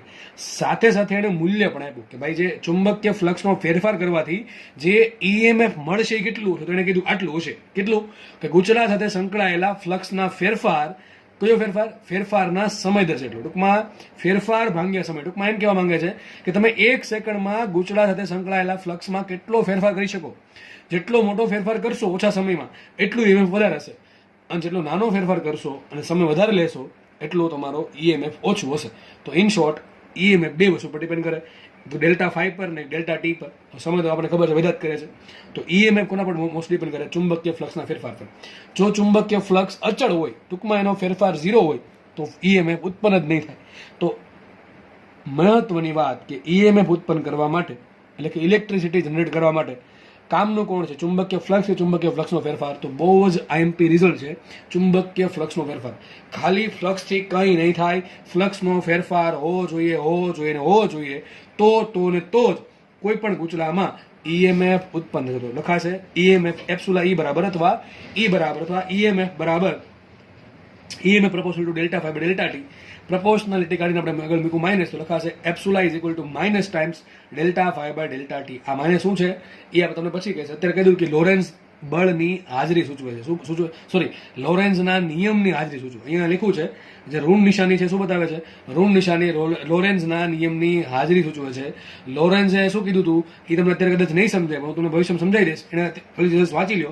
એને એવું કીધું હતું કે જેના કારણે તમે ઈએમએફ ઉત્પન્ન કરો છો ને એનો વિરોધ કરતું ચુંબક ક્ષેત્ર જે દિશામાં ઉત્પન્ન થાય એ રીતે ઈએમએફ જનરેટ થાય. કદાચ કંઈ ખબર નહીં પડે, કંઈ વાંધો નહીં, આપણે ભવિષ્યમાં મળશું આ વસ્તુને. અત્યારે યાદ રાખો કે અહીંયા માઇનસ આવે છે. એ માઇનસ શું આવે છે તમને પછી કહું છું. તો લખાશે અહીંયા epsilon is equal to minus delta phi by delta T, અથવા સૂક્ષ્મ ફેરફાર માટે લખાય epsilon is equal to minus D phi by D. તમને આ પણ સૂત્ર વપરાય અને આ પણ વપરાય, બેમાંથી કોઈ પણ એક વાપરવું પડશે. આ ક્યારે વાપરી શકો તમે? ડાયરેક્ટ અમે સમય આપ્યો હોય, સમયનું ટૂંકમાં ફાઈ છે, ફાઈ એ સમયનું ફંક્શન હોય તો બરાબર ત્યારે વાપરવાનું. આ ક્યારે વાપરવાનું? આ વાપરવાનું સિમ્પલ તમને ફ્લક્સનો ફેરફાર. હમણાં આપણે જોયું તો 4 વસ્તુ. વિચારો, આ 4 વસ્તુ જોઈ દેખાય છે? Delta phi, delta phi, delta phi, delta phi. આ ડેલ્ટા ફાઈ તમે ડેલ્ટા ટી વડે ભાંગી નાખો. કોના વડે ભાંગી નાખો? ડેલ્ટા ટી વડે. દાખલા બની ગયા. તમને શું મળે? ઈએમએફ મળી જાય. દાખલામાં જ પૂછે, દાખલા બનાવે કે તમને બી આપી દે, એ આપી દે, થીટા આપી દે, અને તમને એમ કે પેલા 500 આંટા હતા, હવે કરી નાખે 250 આંટા. તો શું આવશે અહીંયા? 250 - 500. અને તમે કે સમયગાળો 5 સેકન્ડનો સમયગાળો લાગ્યો, તો delta phi by delta T બધી કિંમત મૂકો છે, મૂકો 5, તમારો આન્સર આવી જશે. તો આ પ્રમાણે દાખલા પૂછાય છે. તો ઈએમએફ શોધવાના 2 રસ્તા છે. કાં તો delta phi by delta T કરો, અથવા તો d∅dt કરો, તમને ઓટોમેટિકલી ખબર પડી જશે દાખલાની રકમ વાંચીને કે શું કરવું જોઈએ. બરાબર છે? તો સૂત્ર મગજમાં રાખજો. ફેરાડેનું સૂત્ર બહુ આઈએમપી છે, હજી કહું ઘણું આઈએમપી છે. ભાઈ આ ફેરાડેનું બહુ અતિ મહત્વનું સૂત્ર કહી શકાય કે જેના કારણે ઇલેક્ટ્રિસિટી જનરેટ થઈ. એણે ઘણા બધા એક્સપેરિમેન્ટ કર્યા હતા અને એ એક્સપેરિમેન્ટ કરીને છેલ્લે એના બિચારાએ આવું નિયમ સૂત્ર આપ્યું હતું કે epsilon is equal to minus delta phi by, એણે આપ્યું હતું આવું, epsilon is equal epsilon proportional to delta phi by delta T. ટૂંકમાં જેટલો ફેરફાર મોટો ચુંબકીય ફ્લક્સનું એટલું ઈએમએફ મોટું હોય. ચુંબકીય ફ્લક્સનો ફેરફાર 0 તો ઈએમએફ 0. ચુંબકીય ફ્લક્સથી કાંઈ થતું નથી, ચુંબકીય ફ્લક્સના ફેરફારથી જ ઈએમએફ જનરેટ થાય, એટલે ઇલેક્ટ્રિસિટી જનરેટ થાય છે. મગજમાં રાખવું. ઓકે, તો આપણે આગળ વધીએ હવે. તો જે આપણે ભણાય એ વસ્તુ જોઈ લઈએ. આપણે શરૂઆતમાં જોયું હતું કે ફ્લક્સ ફાઈ બરાબર શું હતું? NBA cos theta. 4 વસ્તુ પર ડિપેન્ડ કરે, n પર, b પર, a પર, થીટા પર. પછી આપણે જોયું કે n માં બદલાવ આવી શકે, b માં બદલાવ આવી શકે, a માં બદલાવ આવી શકે, થીટામાં બદલાવ આવી શકે, એક હારે ઘણી બધી રાશિઓમાં એક સાથે બદલાવ આવી શકે. બરાબર છે? એના કારણે શું થાય? ફ્લક્સમાં બદલાવ થાય. હવે ફ્લક્સમાં બદલાવ થાય, ભાંગ્યા સમય કરી નાખો તો મને શું મળે? ઈએમએફ મળે. હું ઘણી જગ્યાએ મેં માઇનસ નહીં લખ્યું હોય, બરાબર, તો જસ્ટ ચલાવી લેવું, માઇનસ ન લખવું તો ચાલશે. બરાબર છે? ઓકે, બાકી માઇનસ હશે આગળ, પણ નહીં લખવું હોય તો ચાલશે, એમ તો માન લેજો. તો ઈએમએફ બરાબર શું છે? Delta phi by delta T. તો ફ્લક્સ છે, ફ્લક્સ એ 4 વસ્તુ પર ડિપેન્ડ કરે, n, b, a, થીટા પર. તો ચારેયમાંથી એટલીસ્ટ ઓછામાં ઓછો એકમાં તો ફેરફાર થવો જ જોઈશે, તો જ ફ્લક્સમાં ફેરફાર થાય. અને જો ફ્લક્સમાં ફેરફાર થાય સમય હારે તો જ ઈએમએફ ઉત્પન્ન થશે. સૂત્ર લખ્યું છે અહીંયા, ડેલ્ટા રાખવું એમને, અને ફાઈની જગ્યાએ શું લખી નાખું? b a n b a cos theta. જો આગળ મોટો કાઉન્સ કર્યો છે. હવે આ 4 વસ્તુ છે, 1, 2, 3 ને 4. આ ચારેયમાંથી કોઈ પણ એકમાં બદલાવ હોઈ શકે, કોઈ પણ 2 માં હોઈ શકે, કોઈ પણ 3 માં હોઈ શકે, અથવા 4 માં હોઈ શકે. લખ્યું છે n માં બદલાવ હોઈ શકે, b ના મૂલ્યમાં બદલાવ હોઈ શકે, a માં બદલાવ હોઈ શકે, થીટામાં બદલાવ હોઈ શકે. થીટા ક્યારે બદલાય? ગૂંચળું ફરતું હોય તો, અથવા b ની દિશા બદલતી હોય તો. બરાબર છે? આ 4 વસ્તુ. 5મી વસ્તુ કઈ હતી? જો ગૂંચળું ઓમેગા ઝડપથી, કોણીય ઝડપથી ભ્રમણ કરતું, તો આપણે જોયું હતું થીટા બરાબર શું લખવાનું? Omega T. તો થીટા બરાબર આવશે, સોરી ફાઈ બરાબર આવશે NBA cos થીટા, અને એમાં થીટા બરાબર શું મૂકીશ? Omega T. સૂત્ર શું છે? ફાઈ બરાબર NBA cos ઓમેગા ટી. હવે મારે શોધવું છે ફ્લક્સ. સૂત્રમાં હું આ કયું વાપરીશ? હવે આમાં આની વાપરું, કયું આની વાપરું કે epsilon is equal to delta phi by delta T. સીધી વાત છે, કોસનું ફંક્શન છે અને કોસની અંદર સમય છે. તો સૂત્ર વાપરીશું અહીં delta phi by delta T. કયું વાપરીશ? Delta phi by delta T. બરાબર, sorry d phi by dt. કયું વાપરીશ? d phi by dt. કારણ કે અહીંયા ફેરફાર મોટો હોય તો સૂત્ર આ વાપરશું, સૂક્ષ્મ ફેરફાર હોય તો આપણે આ વાપરશું. તો એપ્સુલા ઇઝ ઇક્વલ ટુ આવશે અહીંયા minus d phi by dt. d by dt એનું રાખવાનું. ફાઈ શું છે? ફાઈ છે NBA cos થીટા, એટલે કે NBA cos ઓમેગા ટી. તો મૂકવું આપણે NBA cos ઓમેગા ટી. હવે સીધી વાત છે, ગૂંચળું ફરતું હોય તો કે આટા બદલે નહીં, b નો બદલે, a નહીં બદલે. આ ત્રણેય મૂલ્ય છે. આટાની સંખ્યા નહીં બદલી જાય, b નું મૂલ્ય નહીં બદલી જાય, ક્ષેત્રફળ દિશ a નું મૂલ્ય નહીં બદલે, બદલશે ખાલી t બદલશે, સમય બદલશે. ગૂંચળું ફરશે એટલે થીટા બદલશે, થીટા બદલે એટલે કે ઓમેગા ટી બદલશે. ઇન શોર્ટ તો ધારી લઉં છું કે n, b અને a માનો કે કેવા અચળ છે, કેવા છે? અચળ છે. તો આ પદ આવી ગયું બહાર, આખું માઇનસ રાખ્યું એમને, n b લઈ લીધો બહાર, અને વધે શું અંદર? Cos omega T. Cos omega T નું ટી સાપેક્ષ સંકલન થાય સાઇન થીટા. સોરી, કોસ નું સંકલન થશે માઇનસ સાઇન, તો માઇનસ માઇનસ પ્લસ આવશે. સોરી, બરાબર, માઇનસ માઇનસ પ્લસ આવશે. તો આ આવશે કોસ નું થશે માઇનસ, કોસ નું વિકલન થાય માઇનસ સાઇન, એટલે આવશે માઇનસ સાઇન ઓમેગા ટી, અને ઓમેગા ટી નું વિકલન આવશે ઓમેગા. ઓકે, તો સૂત્ર આવી જશે NBA omega sine omega T. સૂત્ર શું છે? NBA omega sine omega T. તો આટલું એમાં ઉત્પન્ન થાય. વિચારો, કોઈ ગૂંચળું ફરતું હોય કન્ટિન્યુઅસલી, ગૂંચળામાં આટા n હોય, લાગુ પાડેલ ચુંબકીય b હોય, ગૂંચળાનો એરિયા a હોય, અને ગૂંચળાની ઝડપ ઓમેગા હોય, તો ગૂંચળામાં ઉત્પન્ન થતું ઈએમએફ, વિચારો, ગૂંચળામાં વિદ્યુત ઉત્પન્ન થશે. એ કેટલી ઉત્પન્ન થશે? ગૂંચળામાં 2 છેડા અથવા ગૂંચળામાં ઉદ્ભવતું ઈએમએફ કેટલું હશે? આટલું હશે, NBA omega sine omega T. ટૂંકમાં અહીંયા ડિપેન્ડ કરે છે કોના પર? સાઇન થીટા પર. કોના પર? સાઇન થીટા પર. ઓકે, તો તમને કન્ટિન્યુઅસલી ઈએમએફ નહીં મળે, આવું આગે ઈએમએફ મળશે. જો આવું, બરાબર ને, આવું કંઈક ઈએમએફ મળશે. કારણ શું? EMF ના સૂત્રમાં સાઇન થીટા આવ્યું. મહત્તમ કેટલું? આટલું હોય, આટલું હોય, NBA ઓમેગા. જ્યારે સાઇન થીટામાં થીટા જ્યારે કેટલો થશે? 90 ડિગ્રી થાય. જ્યારે સાઇન થીટામાં થીટા 90 ડિગ્રી થશે, ત્યારે અંદરનું પદ 90 ડિગ્રી, એટલે સાઇન 90 ની કિંમત થશે 1, તો ફ્લક્સ આવશે મહત્તમ. કેટલું આવશે? NBA omega. કેટલું આવશે? NBA ઓમેગા મહત્તમ EMF. ટૂંકમાં આનાથી વધારે EMF તમને મળી શકે નહીં. લખ્યું છે એ બધું, એ પ્લસ આવશે, જ્યાં મને પ્લસ કરવું પડશે. ઓકે, તો આપણને ફ્લક્સ કેટલું મળશે? સોરી, ફ્લક્સ નહીં, કેટલું EMF મળશે? ગૂંચળું ફરવાથી. જો આ 5 વસ્તુ થઈ, 4 વસ્તુ કઈ? આ બદલા વડે 4 વસ્તુ, 5મી વસ્તુ આ ફરે છે. બરાબર છે? તમને એમ કે આટલામાંથી આટલા કરી નાખ્યા, શું કરી નાખશું? આ BA કોટા બહાર કાઢી લેશું. અહીં શું આવશે? N2 - N1 ભાંગે શું કરી નાખો? સમયગાળો. ટૂંકમાં આગળના જે સૂત્ર હતા ને 4 સૂત્ર, આમાં આ 4 સૂત્ર, એમાં તમે ડેલ્ટા ટી વડે ભાગ નાખો, આને સમય વડે ભાંગો, આને સમય વડે ભાંગો, આને સમય વડે ભાંગો, આને સમય વડે ભાંગો. આ ચારેને તમે ડેલ્ટા ટી વડે ભાંગી નાખો તમને શું મળે? ડાયરેક્ટલી ઈએમએફ મળી જશે આ સૂત્ર મુજબ. આ પાંચમો કેસ શું? તો ગૂંચળું ફરતું હોય તો આપણે સૂત્ર વાપરવું પડશે -d∅/dt. તો સૂત્ર અહીંયા આવશે E epsilon is equal two કેટલું ઉત્પન્ન થયું? NBA omega sin omega t. આટલું ઈએમએફ ઉત્પન્ન થશે. આ NAB ઓમેગા છે એને મેં કીધું E મેક્સિમમ. શું કીધું? E મેં ટૂંકમાં મહત્તમ ફ્લક્સ. આ શું થઈ ગયું? સોરી, મહત્તમ ફ્લક્સ ની મહત્તમ ઈએમએફ. જ્યાં ભાઈ મારાથી ફ્લક્સ બોલે છે ભૂલથી ત્યાં તમારે ઈએમએફ સ્વીકારી લેવું. તો ગૂંચળામાં વધુમાં વધુ આટલું ઈએમએફ જનરેટ થાય. કેટલું?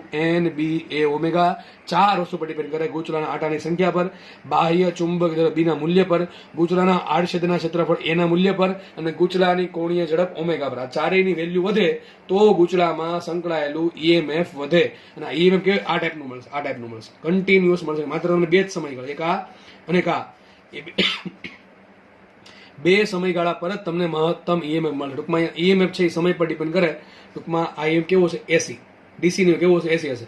એસી શું કામ? કારણ કે એનું મૂલ્ય કન્ટિન્યુઅસ બદલે છે એટલા માટે. પોલારિટી બદલે પ્લસ માઇનસ, બરાબર છે, અને એનું મૂલ્ય બદલે છે કન્ટિન્યુઅસલી 0 થી કેટલું? મહત્તમ NAB ઓમેગા પર, ફરી પાછું 0, ફરી પાછું મહત્તમ ઋણ કેટલું? -NAB ઓમેગા, ફરી પાછું 0. આ એક સાયકલ પૂરું થયું. પછી બીજા સાયકલમાં આવું ચાલ્યા જ કરશે, કન્ટિન્યુઅસલી આવું કરશે. ટૂંકમાં ગૂંચળાના ફરવાથી આપણને આ પ્રમાણે સાઇનોસોડિયલ પ્રકારનું ઈએમએફ મળે. કેવું મળશે? સાઇનોસોડિયલ પ્રકારનું ઈએમએફ મળશે. તો ગૂંચળા સાથે સંકળાયેલો ફ્લક્સ છે એ કોસ થીટા મુજબ બદલે, પણ ગૂંચળા સાથે સંકળાયેલું જે ઈએમએફ છે એ બદલશે સાઇન થીટા મુજબ. પાછળ આની જ વાત કરી છે. તો અહીંયા મેં જસ્ટ ખાલી ગ્રાફ ડ્રો કરેલા છે. મેં ગ્રાફ ખોટો ડ્રો થઈ ગયો છે, હું તમને કહું છું ક્યાં ભૂલ છે. પહેલા આપણે એવું જોયું કે ગૂંચળું ઓમેગા ઝડપથી ભ્રમણ કરે તો ફ્લક્સ એટલો આવશે phi બરાબર NBA cos થીટા. ભાઈ આ ગોખશો તો તકલીફ પડશે, ગોખશો નહીં સમજો તો કાંઈ તકલીફ નહીં પડે, આમ સોલ્વ થતું જશે. તો ફ્લક્સ phi બરાબર શું છે? આપણે ભણ્યા NBA cos થીટા. થીટા બરાબર શું મૂક્યું મેં? થીટા બરાબર મૂક્યું ઓમેગા ટી, કારણ કે ગૂંચળું કન્ટિન્યુઅસલી ઓમેગા ઝડપથી ભ્રમણ કરે છે. સૂત્ર આવશે phi બરાબર NBA cos ઓમેગા ટી. તો જે ફ્લક્સ છે એ અચળ નથી. મહત્તમ ફ્લક્સ કેટલું? આટલું NBA. આ થઈ ગયું મહત્તમ ફ્લક્સ. ફ્લક્સ બદલે છે કોસ થીટા મુજબ. તેનો હાલ કેવો આવશે? આ રીતે આવશે. તો આ શું બતાવે? આ બતાવે phi મેક્સિમમ. મહત્તમ ફ્લક્સ આટલું હશે. તો ગૂંચળા આરે સંકળાયેલું મહત્તમ ફ્લક્સ કેટલું આવશે? NBA આવશે. કેટલું આવશે? NBA આવશે. NBA. ઓકે ભાઈ, મહત્વનો IMP સવાલ છે. હજી કહું છું, ગૂંચળા આરે સંકળાયેલું મહત્તમ ફ્લક્સ એટલું NBA. કોના પર ડિપેન્ડ કરે? કોસ થીટા પર. તમને એમ કે ભાઈ 60 ડિગ્રીને ખૂણે કેટલું ફ્લક્સ? 50 ડિગ્રીના, સોરી 50 નહીં, 45 ડિગ્રીના ખૂણે કેટલું ફ્લક્સ? તમે સમય આપી દે ભાઈ આટલા સમયે ફ્લક્સ કેટલું? તો દાખલા ઘણી બધી રીતે પૂછી શકે છે. એનો ગ્રાફ કેવો? તો ગ્રાફ આવો આવશે, બરાબર. કોસનો ગ્રાફ ટૂંકમાં આવશે. મહત્તમ ફ્લક્સ આટલું હશે. કયા કયા ખૂણે હોય? તો 0 ડિગ્રીના ખૂણે મહત્તમ હશે, પછી 180 ડિગ્રીના ખૂણે મહત્તમ ઋણ હશે, અને ફરી પાછો 2π ડિગ્રીના ખૂણે, 0 ડિગ્રીએ, પાઈ ડિગ્રીએ અને 2π રેડિયનના ખૂણે મહત્તમ ફ્લક્સ. 0 ડિગ્રીએ, પાઈ રેડિયને એટલે કે 180 ડિગ્રીએ, 360 ડિગ્રી અથવા 2π રેડિયનના ખૂણે મહત્તમ ફ્લક્સ તમને મળશે, બરાબર છે. વાત કરીએ ઈએમએફ ની, તો ઈએમએફ શું હતું? સૂત્ર epsilon is equal two plus આવશે અહીંયા, plus NBA omega sin theta. હમણાં જ ભણાવ્યું છે. તો અહીંયા આવશે, મેં ભૂલથી માઇનસ સાઇનનો ગ્રાફ ડ્રો કર્યો છે, તમારે સાઇનનો દોરવાનો છે. સાઇનનો ટૂંકમાં તમે ગ્રાફ આવો દોરવાનો છે ભાઈ. આ કાઢ નાખજો, આ કાઢ નાખજો, આવો દોરવાનો છે, બરાબર. આવો ગ્રાફ ડ્રો કરજો. અહીંયા 0 ડિગ્રી આ થઈ ગયો ઈએમએફ નો આલે છે, એપ્સિલોન વિરુદ્ધ સમયનો, બરાબર ને. તો થીટાનો ચાલશે. એ મહત્તમ ઈએમએફ આવશે NAB ઓમેગા. આ શું મળે તમને? E મેક્સિમમ, જે હમણાં ચર્ચા કરી દીધી. તો મહત્તમ ઈએમએફ કેટલું મળે? આટલું મળે. NAB omega. આનાથી વધારે ઈએમએફ મળશે નહીં, અને ગ્રાફ આ પ્રમાણે આવશે, બરાબર છે. ઓકે, તો વિચારો, તમને આવા પ્રશ્ન પૂછશે કે 60 ડિગ્રીના ખૂણે ફ્લક્સ કેટલું, 60 ડિગ્રીના ખૂણે ઈએમએફ કેટલું? બે સરખું અલગ અલગ હશે, કારણ કે આ ડિપેન્ડ કરે કોસ પર, આ ડિપેન્ડ કરે સાઇન પર. કોસ સાઇડની કિંમત અલગ હોય, સાઇન સાઇડની કિંમત અલગ હોય, બરાબર. તો આ તમને પ્રશ્ન પૂછશે ભાઈ, તમને આવડવા જોઈશે ફરજિયાત. ઓકે, તો જોજો, તમને પ્રશ્ન પૂછે કે કયા ખૂણે ફ્લક્સ મહત્તમ થાય? ખૂણો કોની વચ્ચેનો છે? A અને B વચ્ચેનો ખૂણો. થીટા હું છે યાદ રાખજો, A અને B વચ્ચેનો ખૂણો. તો 0 ડિગ્રીના ખૂણો લ્યો, 180 ડિગ્રીનો ખૂણો લ્યો કે 360 ડિગ્રીનો ખૂણો લ્યો. આ ત્રણેય ખૂણા પર ફ્લક્સ કેવું હશે? મહત્તમ હશે. પણ એ ત્રણેય ખૂણા પર ઈએમએફ કેટલું હશે? તો 0 હશે, કારણ કે આ કોસ મુજબ બદલે, આ સાઇન મુજબ બદલે. 90 ડિગ્રીના ખૂણા પર અને 270 ડિગ્રીના ખૂણા પર ઈએમએફ મહત્તમ હોય. કેટલું હોય? NAB ઓમેગા મહત્તમ. પણ એ જગ્યાએ ફ્લક્સ કેટલું હશે? 0 હશે. એટલે આ બધી વસ્તુ ગોખવી નહીં, બરાબર છે. બે જગ્યાએ ફ્લક્સ 0 છે. તો એક સવાલ બહુ પૂછે પાછો આમાં, કે આ પ્રમાણે ગૂંચળું છે ઓમેગા ઝડપથી ભ્રમણ કરે છે, તો ગૂંચળા સાથે સંકળાયેલું ફ્લક્સ phi અને ગૂંચળામાં ઉદ્ભવતું અથવા ગૂંચળામાં પ્રેરિત થતું ઈએમએફ એપ્સિલોન, બે વચ્ચે કળા તફાવત કેટલો? તો 90 ડિગ્રીનો. કેટલો? 90 ડિગ્રી. સીધી વાત છે, કારણ કે જ્યારે આ જ્યારે મહત્તમ છે ત્યારે 0 છે, જ્યારે આ 0, ત્યારે આ મહત્તમ છે, જ્યારે આ મહત્તમ ઋણ છે ત્યારે આ 0 થયું. કેટલું ચાલે પાછળ? 90 ડિગ્રી પાછળ ચાલે છે. તમને આવું બધું ભણાવેલ છે એસી ચેપ્ટરમાં, અલ્ટરનેટિંગ કરંટમાં આવું બધું ભણાવેલું છે.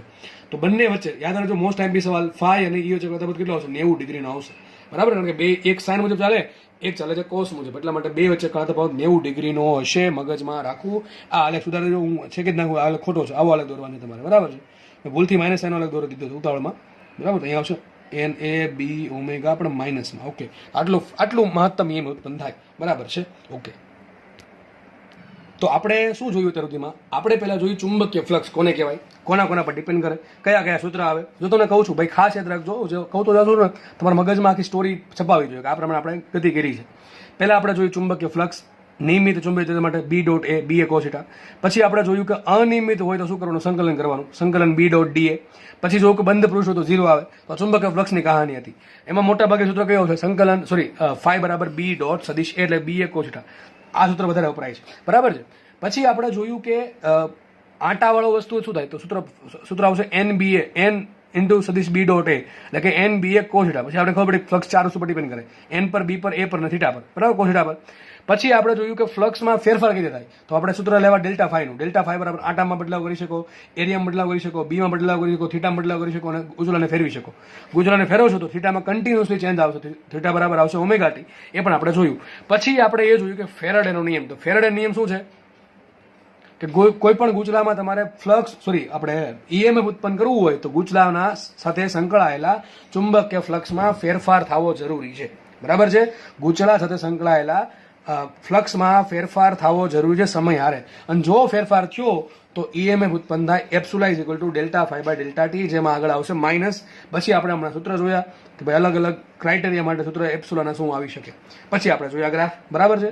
હવે આપણે આગળ વધીએ. હવે મારે સંબંધ જોઈએ છે, યાદ રાખજો, ફ્લક્સનો ફેરફાર ફાઈ અને વિદ્યુત ભાર ક્યુ. મોસ્ટ IMP સવાલ છે અને થિયરીમાં કઈ લેવાનું છે, ચલો જોઈએ, આપણે સાબિત કરીએ. હમણાં તમને ભણાવ્યું, આદર્શ મૂલ્યની વાત છે.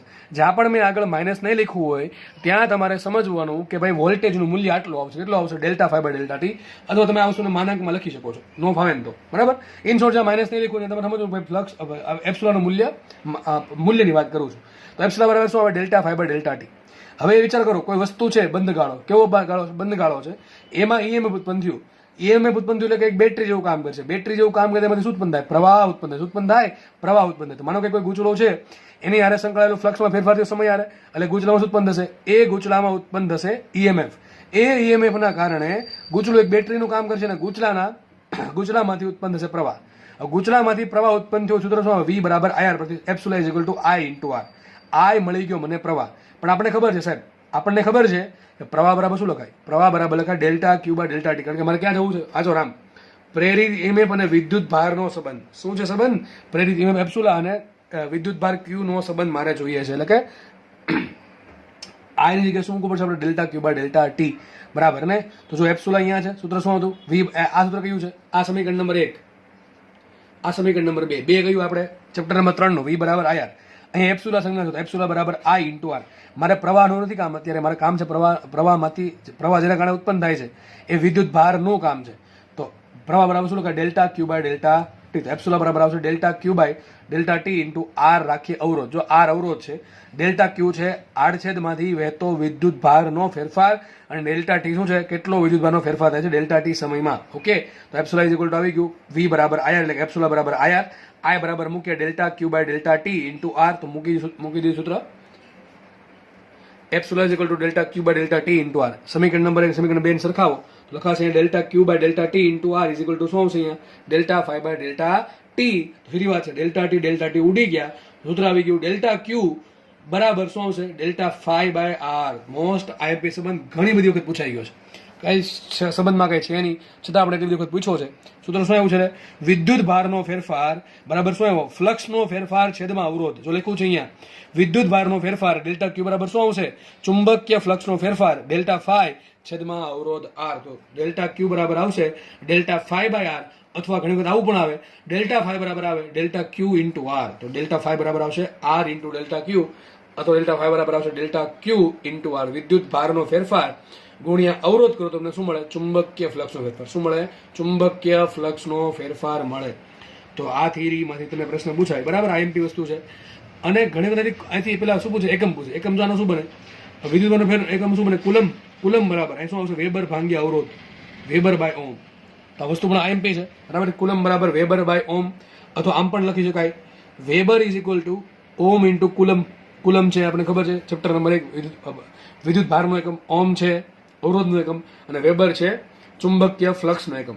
અને વેબર બરાબર શું લખાય? ટેસ્લા મીટર્સ કે શું લખાય? ટેસ્લા મીટર્સ કે તો લખાશે આ પ્રમાણે tesla metre square is equal to ohm into coulomb. તો ઘણી વખત આવું પણ હોય, ટેસ્લા બરાબર ઓમ કુલમ પર મીટર સ્ક્વેર. આવું પણ તમને પ્રશ્ન પૂછાય કે નીચેનામાંથી કયું સૂત્ર એકમ વચ્ચેનો સાચો સંબંધ દર્શાવે છે? તો ટેસ્લા બરાબર ઓમ કુલમ પર મીટર સ્ક્વેર. આવું બધું કંઈ ગોખવાનું હોય નહીં, બરાબર છે. પણ મગજમાં રાખવું કે વિદ્યુત ભાર ક્યાંથી આવશે? અહીંથી આવશે. વિદ્યુત ભાર શોધવા માટે શું કરવું? જો યાદ રાખજો, હું તમને એક રીત કહું છું. વિદ્યુત ભાર શોધવું શું કરવાનું? પહેલા શોધવાનું ઈએમએફ. ઈએમએફ મળે એટલે વી બરાબર આઈઆર પરથી આઈ મળી જશે મને. આઈ મળે શું મળે? Delta Q by delta T મળે, બરાબર. Delta Q by delta T મળે તો એપ્સિલોનનું સૂત્ર છે delta Y by delta T R સરખાવો તો સૂત્ર મળશે ડેલ્ટા ક્યુ બરાબર ડેલ્ટા વાય બાય આર. મગજમાં રાખજો, આ એમપી છે, ક્યારેક ક્યારેક પૂછી નાખશે પ્રશ્ન આમાંથી, બરાબર. ઘણી વખત દાખલો તમને આવો પૂછે, તમને છે ને એ આમ પણ લખે, બરાબર ને? તો સૂત્ર આવું બનશે ડેલ્ટા ક્યુ બરાબર શું આવશે?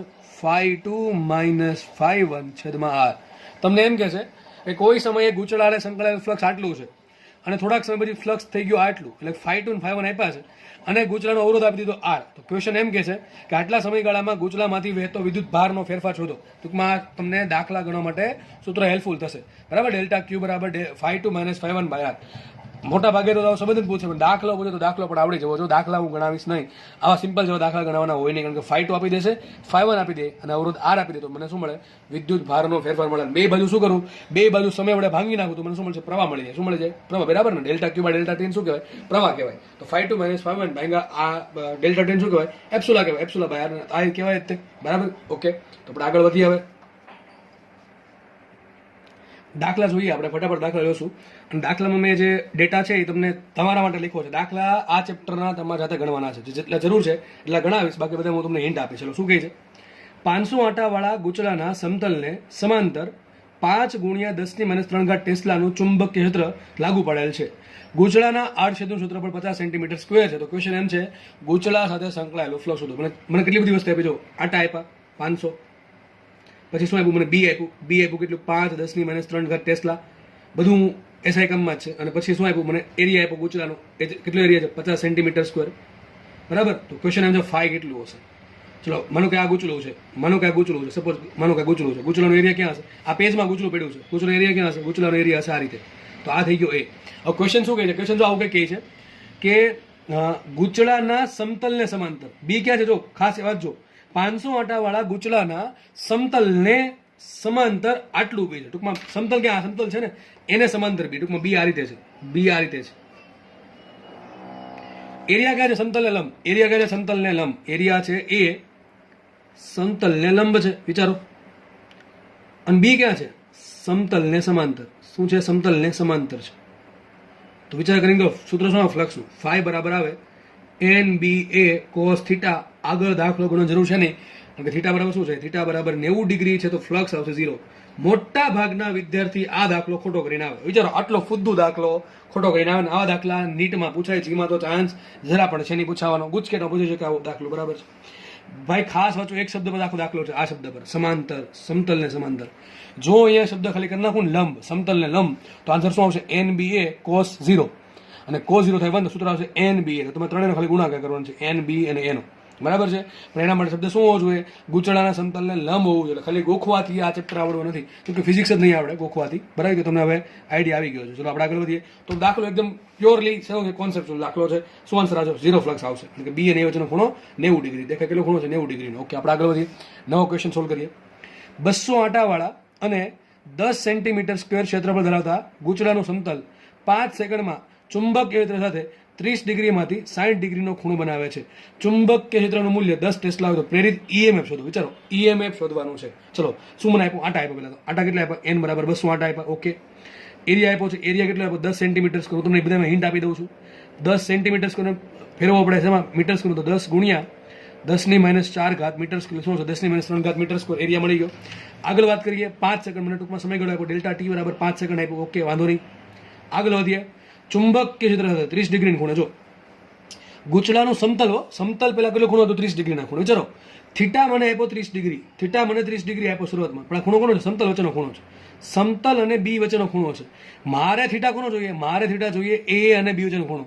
વિચારો, સમતલ અને બી વચ્ચે ખૂણો 30 ડિગ્રીનો હોય તો સમતલ અને એ વચ્ચે ખૂણો કેટલો હોય? 60 ડિગ્રીનો હોય. વિચાર કરો, બરાબર છે.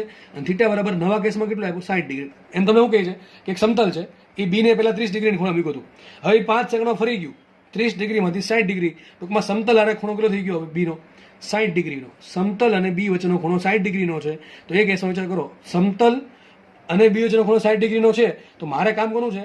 આ કોનો વચ્ચેનો ખૂણો છે? એ અને બી વચ્ચેનો ખૂણો 60 ડિગ્રીનો થયો. પેલા કેસમાં સમતલ અને બી વચ્ચેનો ખૂણો 30 ડિગ્રીનો, તો એ અને બી વચ્ચેનો ખૂણો 60 ડિગ્રીનો, બરાબર ને? બીજા કેસમાં સમતલ અને બી વચ્ચેનો ખૂણો 60 ડિગ્રીનો છે, તો થીટા ટુ કેટલો છે? 30 ડિગ્રીનો ખૂણો. કેટલો છે? 30 ડિગ્રીનો ખૂણો છે. એ અને બી વચ્ચેનો ખૂણો, એરિયા અને બી વચ્ચે ખૂણો 30 ડિગ્રી છે. પહેલા તો 60 ડિગ્રીનો ખૂણો, હવે થઈ ગયો 30 ડિગ્રીનો ખૂણો. તમને થીટા 1 આપ્યા, થીટા 2 આપ્યા, બધું ટૂંકમાં આવ્યું હતું. બીનું મૂલ્ય આપ્યું. બીની વેલ્યુ કેટલી આવી છે? બીની વેલ્યુ આવી 10 ટેસ્લા. બહુ મોટું છે પણ છે. કેટલું આપ્યું? 10 ટેસ્લા. ક્વેશ્ચન શું છે? ક્વેશ્ચન છે ઈએમએફ શોધો. ઈએમએફ ડાયરેક્ટ મળે નહીં, મારે શોધવું પડે ડેલ્ટા ફાઈ. એની માટે મારે શોધવું પડે ફાઈ બરાબર સૂત્ર શું આવે? એન બી એ કોસ થીટા. વિચાર કરો, હવે ચારેમાંથી કોણ બદલે છે? એન તો ફિક્સ છે 200, એરિયા ફિક્સ છે 10 મીટર સેન્ટીમીટર સ્ક્વેર, બી પણ ફિક્સ છે 10 ટેસ્લા. બદલે છે થીટા. સૂત્ર શું છે? તો ડેલ્ટા ફાઈ બરાબર આવશે. આ બસ આવું તમારે વિચારવાનું છે. કોણ બદલે છે? એન બી એ કૌંસમાં cos theta 2 minus cos theta 1. હવે શું કરીએ? ઈએમએફ બરાબર delta phi by delta T. શું કરવાનું? Delta phi by delta T. મૂકો કિંમત શું આવશે? એન બી એ કૌંસમાં cos theta 2 minus cos theta 1 છેદમાં સમયગાળો ડેલ્ટા ટી. બધી વેલ્યુ ઉપર આપી છે, આમાં મૂકી દેવી એટલે મસ્ત એવો આન્સર આવી જશે. ખાસ તમારે સમજવાનું છે કે દાખલો મેં કેમ ગણ્યો છે.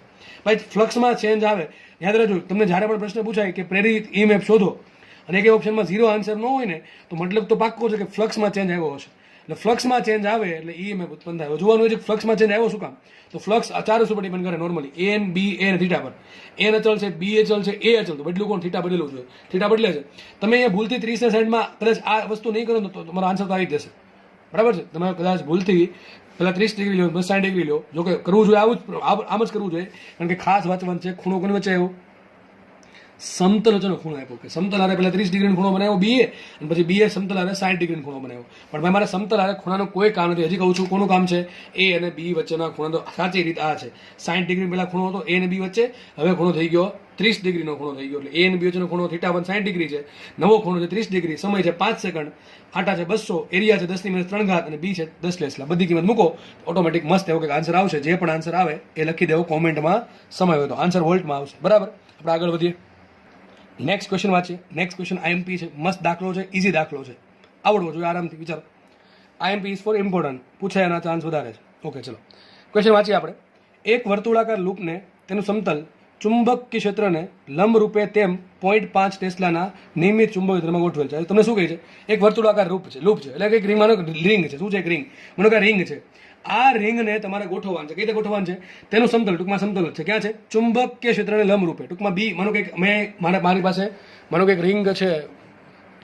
માનો કે ભાઈ આજે દોરી આકૃતિમાં એ જ રિંગ છે, બીજી નથી મળતી મને અત્યારે. તો માનો કે રિંગ છે એ મેં સમતલમાં પ્રમાણે મૂકી દીધી, બરાબર છે? બી ક્યાં લાગુ પડ્યું છે? સમતલને લંબ રૂપે. હવે બી અંદર એવું છે કે બહાર એવું છે, એક ફરક પડતો નથી. ટૂંકમાં એક ક્યાં છે? રિંગના સમતલને લંબ રૂપે બી છે. ચલો માનો કે આ રિંગ છે અને બી અંદર જાય છે. જસ્ટ માની લો બી અંદર બહાર આવે છે. ઓકે, થઈ ગયું સમતલ, એને લંબ રૂપે બી છે. ઓકે, આટલી ખબર પડી કે કેટલું બી છે? 0.5 ટેસ્લા. કેટલું બી છે? 0.5 ટેસ્લા. આગળ વધીએ. અહીં લૂપની ત્રિજ્યા, આ જે લૂપ છે, જે રિંગ છે, એની ત્રિજ્યા 10 mm પર સેકન્ડના દરથી સંકોચાય છે. જે રિંગ છે ને એ કેવી છે કે એની ત્રિજ્યા છે ને 1 સેકન્ડમાં 10 mm ઘટે છે. વિચારો, આ જે રિંગ છે ને એ બિચારી કેવી થતી જાય છે? નાની થતી જાય છે. ટૂંકમાં એની ત્રિજ્યા છે એ 1 સેકન્ડમાં 10 mm દરથી ઘટે. વિચારો, આ રિંગનો એરિયા અચળ હોય કે બદલાય? સર બદલાય, કારણ કે રિંગની ત્રિજ્યા ઘટે તો રિંગનું એરિયા ઘટે. રિંગનું અંદરનું એરિયા કેટલો થાય? પાય r².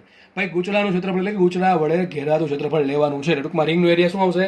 પાય r² આવશે. રિંગની અંદરનું એરિયા લેવાનું, ગૂંચળાની અંદરનું એરિયા લેવાનું. તો ક્વેશ્ચન એમ છે કે જ્યારે લૂપ એટલે કે રિંગની ત્રિજ્યા 5 સેન્ટીમીટર હોય ત્યારે તેમાં ઉદ્ભવતું ઈએમએફ શોધો. ચલો વિચાર કરો, સૂત્ર શું આવશે? ફ્લક્સ. પેલા યાદ કરો, ડાયરેક્ટલી ઈએમએફમાં કૂદકો મારવાનો. પેલા કૂદકો ક્યાંથી મારવાનો? ફ્લક્સમાં, પછી ફ્લક્સના ફેરફારમાં, અને ફ્લક્સના ફેરફારમાંથી કૂદકો મારવાનો ઈએમએફમાં. તો ફ્લક્સ સૂત્ર શું આવે? સૂત્ર આવશે એન બી એ કોસ થીટા. સૂત્ર શું આવશે? એન બી એ કોસ. ચલો, એન કેટલા આટા આપ્યા તમને? એક જ આપ્યો, બીજું કઈ છે જ નહીં. તો આટા લખશું આપણે, એક લખતા જવું છું. આટા એક કઈ આપ્યા? કેટલા લેશું? એક લેશું. ચલો, બી કેટલા આપ્યા મને? બી આપ્યા મને 0.5 ટેસ્લા. કેટલા આપ્યા છે? 0.5. એટલે કેવું? અચળ છે. બદલે અચળ છે, નિયમિત. કેવું છે? દિશા અચળ અને મૂલ્ય અચળ. ચલો બી ક્યાં છે? માનો કે બી અંદર તરફ છે. વાત કરીએ એરિયાની, એરિયા તો ઘટતું જાય છે, બરાબર. એરિયા અચળ હોય નહીં તો સર એરિયા હોય કેટલો? કોઈ પણ સમય ધારો કે ત્રિજ્યા 5 સેન્ટીમીટર, એરિયા કેટલો છે? 5 પાય આર સ્ક્વેર. કેટલો એરિયા છે? પાય આર સ્ક્વેર. તો એરિયા આવશે પાય આર સ્ક્વેર. કેટલો એરિયા આવશે? પાય આર સ્ક્વેર, જેમાં આર અચળ નથી. આર અચળ નથી એટલે એરિયા અચળ નથી. એરિયા અચળ નથી તો ફ્લક્સ એ અચળ નથી, એટલે ફ્લક્સમાં ફેરફાર થયો, અને ફ્લક્સમાં ફેરફાર થાય તો 100% ઈએમએફ ઉત્પન્ન થાય. ખબર પડી ગઈ? 4 માંથી કોઈ એકને તો બદલવું જ પડશે. આગળના દાખલા થીટા બદલ્યો તો આ દાખલામાં એરિયા બદલશે. એરિયા કોના કારણે બદલશે? ત્રિજ્યા ઘટવાના કારણે. તો એરિયા અચળ. ચલો એરિયા એમને રાખો. કોસ થીટા કેવો? What is theta? થીટા શું છે? થીટા છે સદિશ બી અને સદિશ એ વચ્ચેનો ખૂણો. શું છે? બી અને એ વચ્ચેનો ખૂણો. વિચાર કરો, બી ક્યાં છે? સમતલ લંબ અંદર તરફ. એરિયા ક્યાં છે? સમતલ લંબ બહાર. એરિયા તો હંમેશા ક્યાં હોય? સમતલ લંબ જ હોય. આ કેસમાં બી ક્યાં આપ્યું? ચુંબક લંબ રૂપે, સમતલ લંબ રૂપે છે. ટૂંકમાં બી અને એનો વચ્ચેનો ખૂણો કેટલો આવે? કાં તો 0 ડિગ્રી આવશે, કાં તો કેટલો આવશે? 180 ડિગ્રી આવશે. બે કેસમાં કોસ થીટા કેટલી થાય? 1 થાય. કેટલું થાય? 1 અથવા માઇનસ 1 કેટલી થાય? માઇનસ 1. અહીંયા હું માઇનસ નથી લખતો, જસ્ટ 1 લખું છું. તો ફ્લક્સ સૂત્ર શું આવી ગયું? થીટા બરાબર લખી દઉં છું 0 ડિગ્રી. તો માટે ફ્લક્સ બરાબર આવશે NBA. કેટલું આવશે? NBA. એમાં એ શું આવશે? એ શું આવશે વિચારો? માટે ફ્લક્સ ફાઈ બરાબર એન કેટલા આપ્યા? 1 આપ્યા. મૂકી દો કિંમત.